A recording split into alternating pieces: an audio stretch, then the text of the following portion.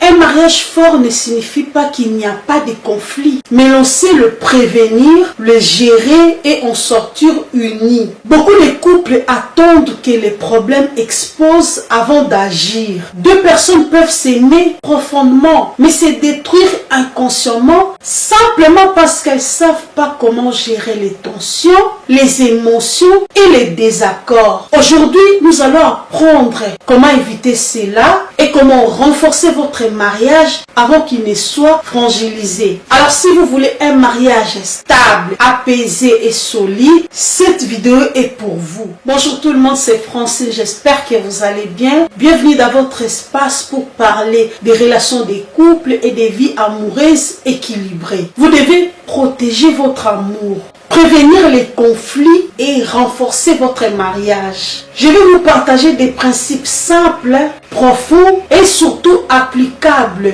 immédiatement dans votre vie de couple. Parce que je dis toujours, les conflits ne détruisent pas un mariage, mais c'est la manière dont vous gérez qui les fait. Allons-y ensemble. Vous devez comprendre que les conflits ne sont pas les problèmes. Beaucoup pensent que le simple fait de se disputer est mauvais. Non, le vrai danger, c'est la manière dont on gère les conflits. Parce que quand un conflit est mal géré, on s'éloigne, on s'enferme, on se blesse. Mais un conflit bien géré rapproche, clarifie, renforce le respect. Ce n'est pas les conflits qui détruisent le mariage, c'est le silence, la fuite et le manque d'écoute. Il faut éviter les réactions impulsives. Quand un désaccord arrive, la pire chose à faire est de réagir sous l'impulsion. C'est-à-dire parler vite, crier, juger, accuser. Une réaction impulsive peut détruire en 10 secondes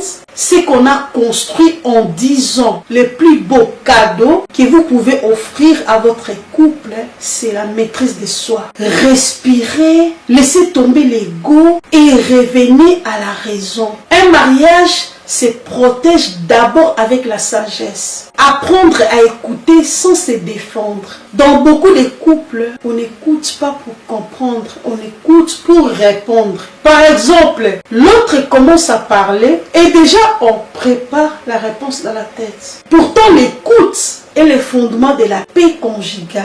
Écouter, c'est se mettre à la place de l'autre. C'est attendre sa douleur, reconnaître son émotion et valider ce qu'il ressent. Vous devez peut-être pas être d'accord avec tout, mais vous devez respecter ce qu'il ressent. C'est se respecter émotionnellement qui arrête 80% des conflits. Il faut faire la communication une habitude, pas une réaction. La plupart des couples parlent que quand il y a un problème. C'est une erreur. Dans un mariage équilibré, on parle régulièrement. On se demande comment ça va. On se dit bonjour. On fait des blagues. On parle de frustration avant qu'il s'expose. On s'écoute dans le calme, on prend soin du lien, même dans le bon moment. La communication doit devenir un mode de vie, pas une solution de secours. Il faut protéger le mariage des influences extérieures. Beaucoup de conflits viennent de l'extérieur, de la famille, des mauvaises influences, des réseaux sociaux, des comparaisons et même des jalousies. Un mariage solide est un mariage protégé. Vous devez savoir que quand on ouvre la porte à tout le monde, on ouvre aussi la porte aux problèmes. Un mariage se gère à 2, pas à 3, 4 ou 5. S'excuser rapidement et sincèrement. Un pardon peut sauver un mariage. Mais un pardon sincère, réfléchi, humble, sans justification. Beaucoup de couples souffrent parce que chacun attend que l'autre fasse le premier pas. Dans un mariage mature, on s'excuse dès qu'on se rend compte de l'erreur. On répare le lien, on ne laisse pas les tensions s'installer. Le pardon donne l'oxygène au couple. Il faut entretenir les connexions émotionnelles. Les conflits augmentent quand la connexion diminue. Donc pour renforcer votre mariage, faites des activités ensemble. Passez du temps de qualité. Envoyez des petites attentions. Surprenez-vous, valorisez-vous. Priez ensemble si vous êtes croyant. La connexion émotionnelle est comme une plante. Si on ne l'arrose pas, elle meurt tout doucement.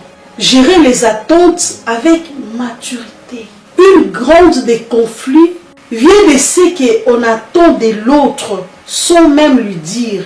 On veut plus d'attention, plus de soutien, plus d'écoute, plus d'aide, mais on garde le silence. On ne dit pas.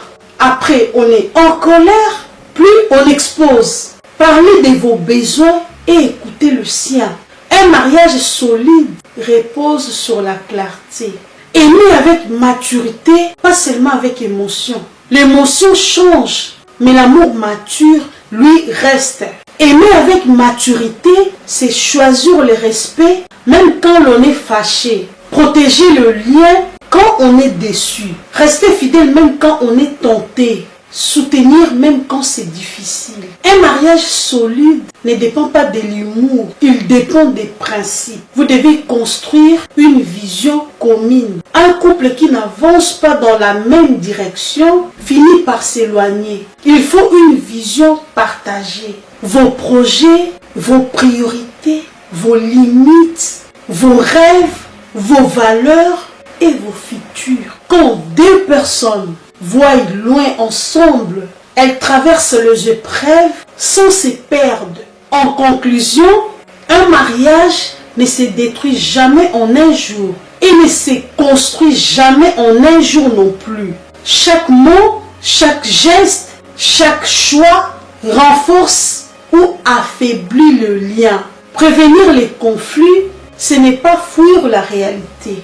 C'est protéger l'amour et renforcer votre mariage. C'est décider chaque jour de choisir la paix plutôt que l'orgueil. Il faut que votre couple devienne un refuge, un lieu de sécurité, un endroit où vous pouvez grandir ensemble. Voilà, c'est la fin de la vidéo. Si ce message vous a parlé, abonnez-vous, laissez un like et partagez cette vidéo avec quelqu'un qui en a besoin. Ensemble, construisons des couples plus forts, plus sages et plus épanouis. Merci d'écouter. C'était Francine. Abonnez-vous, encore likez et laissez des commentaires. C'était les conseils d'une grande dame. Ciao!